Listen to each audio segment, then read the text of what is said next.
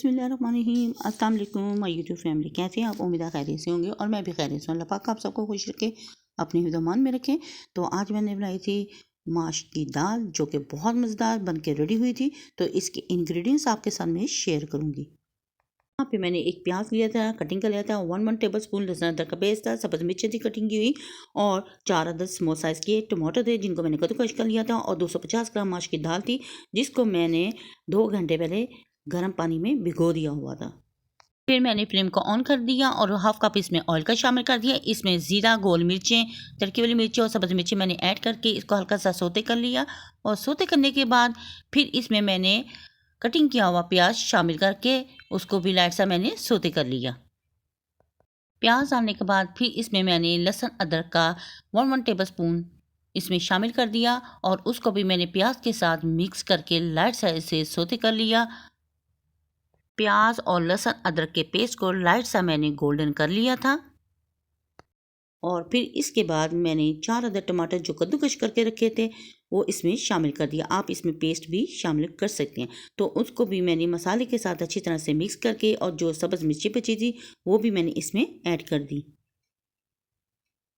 और थोड़ा सा मैंने इसमें पानी शामिल कर दिया। शामिल करने के बाद फिर इसमें मैंने स्पाइसेस डाल दिए, जिसमें हाफ टेबल स्पून नमक था, half tablespoon red chilli powder था, और 1 टीस्पून इसमें कश्मीरी मिर्च जाएगी, हाफ टी स्पून इसमें चिली फ्लेक्स जाएगी, 1 टीस्पून इसमें हल्दी जाएगी। ये तमाम स्पाइसेस को मैंने मसाले के साथ अच्छी तरह मिक्स करके इसकी मैंने थोड़ी सी भुनाई कर ली थी। तमाम स्पाइसेस डालने के बाद इसकी भुनाई करने के बाद इसमें मैंने 2 टेबल स्पून दही के भी ऐड कर दिए थे, और इसको मैंने मसाले के साथ अच्छी तरह से भून लिया था, और इसकी भी अच्छे तरीके से मैंने भुनाई कर ली थी।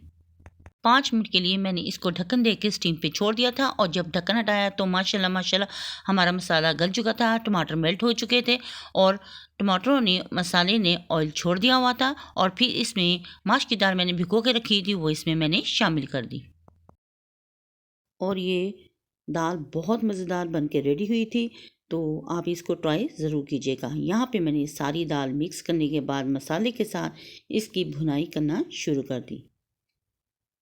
यहाँ पे मैंने सारी दाल डाल दी थी, और अच्छे तरीके से मसाले के साथ मैंने दाल की भुनाई कर ली थी, और यहाँ पे पानी काफ़ी हद तक ड्राई हो चुका था, और फिर मैंने 1 गिलास पानी इसमें शामिल कर दिया। ज़्यादा पानी ऐड नहीं करेंगे, इतना ही पानी ऐड करेंगे ताकि इसमें ये डिप हो जाए, और फिर प्रेशर से 5 मिनट पे प्रेशर लगाने के बाद स्टीम में ये बन के रेडी हो जाएगी। तो यहाँ पर मैंने 5 मिनट के लिए प्रेशर लगा दिया था, और 5 मिनट के बाद जब मैंने प्रेशर खोला तो माशाल्लाह दाल बहुत अच्छे तरीके से गल चुकी थी, रेडी हो चुकी थी। फिर भी मैंने एक दाना लेके प्रेस करके इसको चेक कर लिया था, और माशाल्लाह ज़बरदस्त सी ये गल के रेडी हो चुकी थी। थोड़ा सा जो पानी बच गया था उसको मैंने हाई फ्लेम पे ड्राई कर लिया था, और इसके बाद मैंने सब्ज़ मिर्ची इसमें ऐड कर दी, और सब्ज़ मिर्ची ऐड करने के बाद इसमें मैंने 2 अदद अंडे बॉईल करके डाल दिए थे। आप अपने टेस्ट के अकॉर्डिंग ज़्यादा भी डाल सकते हैं। तो जब हमारी ये दाल बन के बिल्कुल परफेक्ट रेडी हो चुकी थी तो इसे मैंने प्यारी सी प्लेट में डिश आउट कर लिया। तो माशाल्लाह आप यहाँ पे देख सकते हैं हमारी माश की दाल बन के रेडी हो चुकी है, और ये बहुत यमी यमी सी गरम गरम सी थी।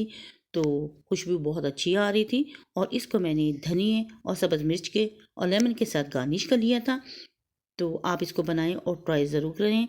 अगर आपको मेरी ये रेसिपी पसंद आए तो प्लीज़ मेरी वीडियो को लाइक, शेयर और सब्सक्राइब ज़रूर करें। बेल आइकन के बटन को ज़रूर प्रेस किया करें ताकि अगली नोटिफिकेशन सबसे पहले आप तक पहुंच सके। आपके प्यार का बेहद शुक्रिया कि आप कमेंट्स के ज़रिए अपनी राय देते हैं।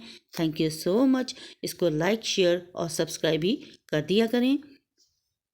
तो माशाल्लाह माश की दाल का आप फाइनल लुक दे सकते हैं, और ये हमारी परफेक्ट दाल बन के रेडी हो चुकी है। तो इसको बनाएं और ट्राई ज़रूर करें। अपनी फैमिली, अपने बच्चों के साथ करें एंजॉय। अपनी बहन को रखें दुआओं में याद। तो नेक्स्ट वीडियो तक दे इजाज़त। अल्लाह हाफिज़ और अल्लाह निगहबान।